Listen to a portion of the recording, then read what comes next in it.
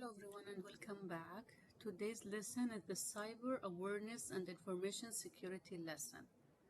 In this lesson we will talk about a lot of things about cyberspace, cyber awareness and information security.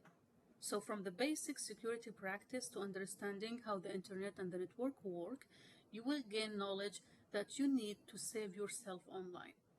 So let's get started. This session contain 20 titles, about 20 titles, maybe more and less, depend on the updates.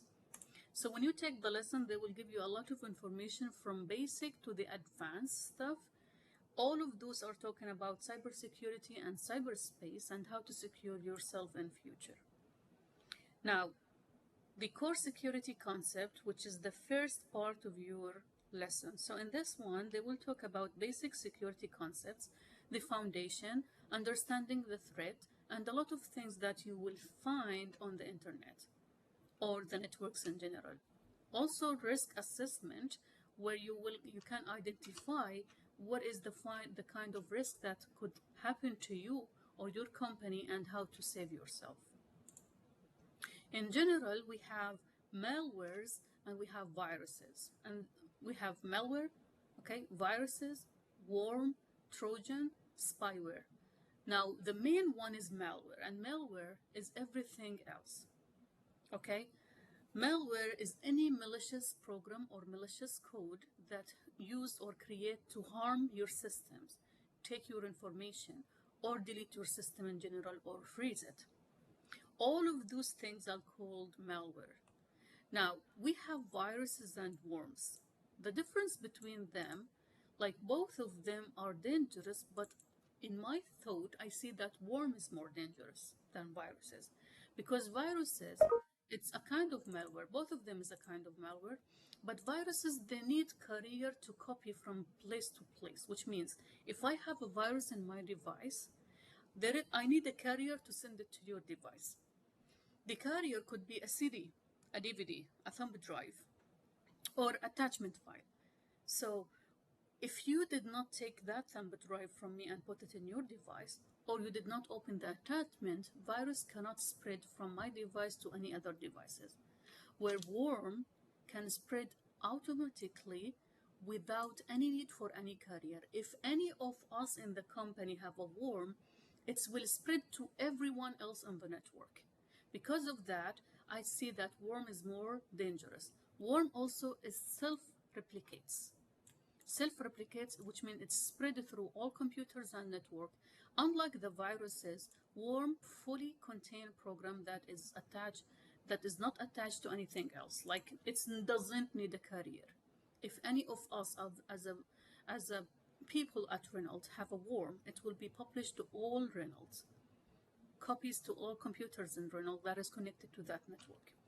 Trojan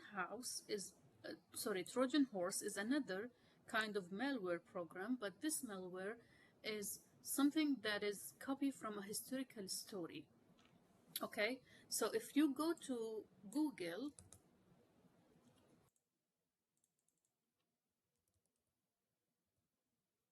and type Trojan horse, so a historical story that happened between two countries before. I think Greek with someone else. I cannot remember the other country, but there is a country which have a very, very long walls and it's very secure. So there is another army, they try to access this country, but they cannot because it's very, very protected country. Okay, so they cannot access this country. Because of that, they create a very huge horse. And this horse, they said, okay, this is a gift for you to show you that we need peaceful with you. So those people, they take that horse and they bring it inside the country and they start celebrating because they success. Okay, so they start celebrating and everything. And when they go to sleep, the people, when they go to sleep, inside this horse there was a lot of army from the other country. So they open the horse leg and they go outside and they open the doors for their army, and that army, they access the country. Okay, so it's called Trojan horse from this historical story. And now it's in cyberspace. How it's work? The hacker, he sent you a virus, and this virus, exactly like Trojan horse, you cannot sense that there is a virus in your device. You cannot feel that there is anything in your device. Your device is running correctly. Everything is running in a very usual way. And once the hacker, he decide to run this Trojan horse and attack your device, or use your device to attack someone else, they can run it. Maybe today, maybe after a month, or after a year. So the virus is there, but it's silent, and you don't know that you have a virus. But this hacker, for example, he spread it to different people, and in, let's say, after 6 months, he decided to attack Bank of America, for example. He cannot attack Bank of America with one device. He need multiple devices. And because of that, sometimes it's called zombie, which means it's dead. And suddenly he wake up all those zombies devices, and he used them to attack someone, a special one.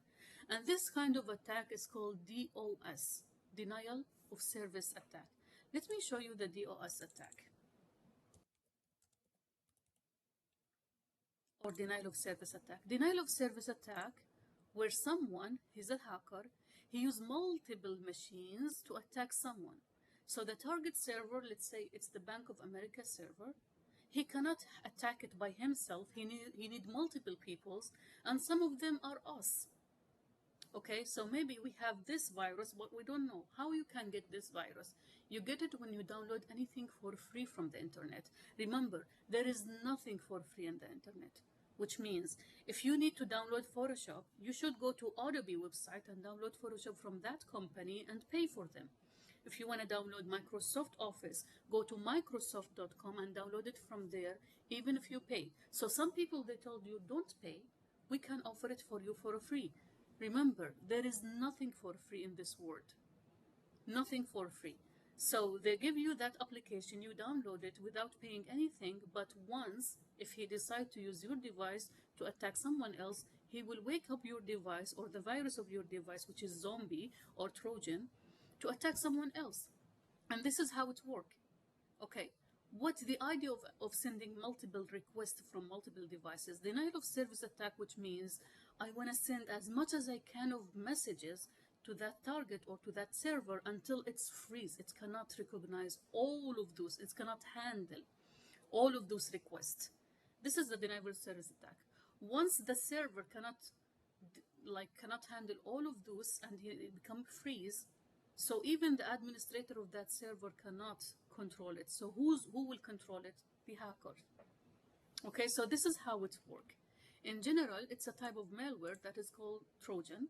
And Trojan, we use it in a specific time. Maybe now, next week, next month, next year, we don't know. Okay, once the hacker needs it, he will run it. So then they show you some stuff that you have to use to protect your device started from electricity. If you have your personal computer, you need to have this plug, which is the protector, because it has something to control if sometimes because the electricity come very high or very low. If the electricity come from, let's say, Dominion Energy or the supplier very high or very low, it will damage your device. But those protectors, they have some thing to control or to keep the electricity frequency fixed. If you have something more than one device, let's say you have servers or you have a company, you need to have a UPS, which is the power supply, okay? And this power supply give you more power in case the electricity is off. First thing, they control the frequency. There is no high and low level. Second thing, if the electricity is down, they support you with some electricity until the electricity come back, okay? Also, they show you, your professor will show you a lot of things that you can use to protect your devices from physical attack, because we have cyber security and we have physical security. Cyber security when someone sends you a malicious code or a malicious program, but physical security when someone come to your office and take the device itself physically. Okay? So your professor will tell you a lot of things about cyber security and physical security, how to secure yourself on the internet and how to connect to the internet, and a lot of things that you need to know. Okay, this is everything about today's lesson, and I want you to just search a little bit, try to search about how to use two-factor authentication, factor authentication, how to hardening your password, and a lot of things that maybe your professor will ask you about it in your lesson. I want you to do whatever the task you have for this week. Mainly, or usually, we have a quiz and discussion, but it's depend on your professor. Thank you for listening, and see you in the next lesson.